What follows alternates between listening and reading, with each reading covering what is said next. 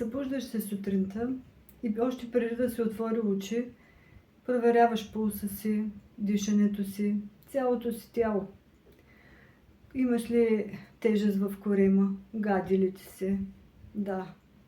И ето започва поредния ден на борба с страха.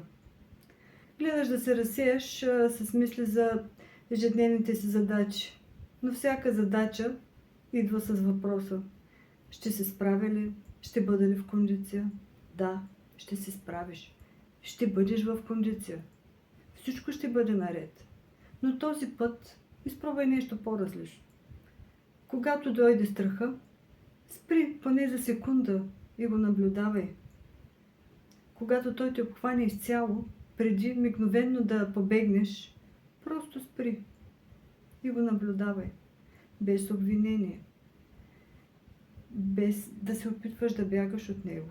И ще забележиш как той намалява. Опитай.